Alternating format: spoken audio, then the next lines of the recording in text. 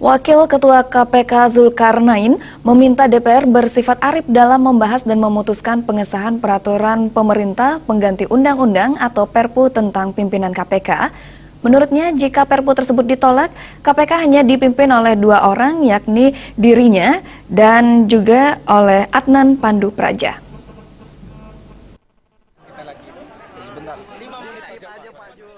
Wakil Ketua KPK Zulkarnain mengapresiasi keputusan Komisi 3 DPR yang akan merevisi pengesahan peraturan pemerintah pengganti undang-undang atau Perpu nomor 1 tahun 2015 tentang pimpinan KPK.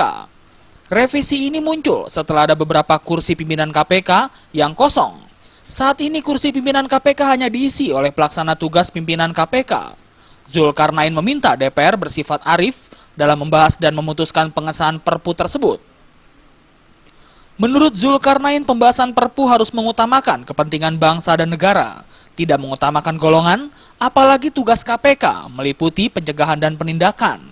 Zulkarnain khawatir, jika Perpu itu ditolak, maka hanya dipimpin oleh dua orang, yakni dirinya dan Adnan Pandu Praja sebagai pimpinan KPK yang resmi.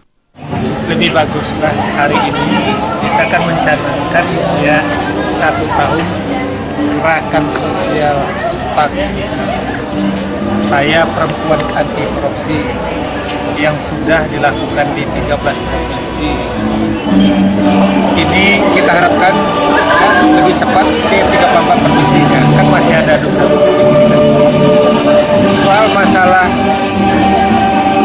Perpu, ya kita jalan dengan ikhlas. Yang lebih penting kepentingan bangsa dan negara ini. Biarkanlah itu berjalan menurut proses yang ada di lembaga yang terkait. Senin kemarin Komisi 3 DPR menggelar rapat dengan Menkumham Yasona Lauli membahas Perpu pimpinan KPK. Dalam rapat tersebut Komisi 3 sepakat membawa pembahasan Perpu ke Panitia Kerja atau Panca DPR. Diharapkan sebelum masa reses pada 25 April mendatang, Komisi 3 DPR sudah bisa mengambil keputusan. Dari Jakarta, Deta Permana.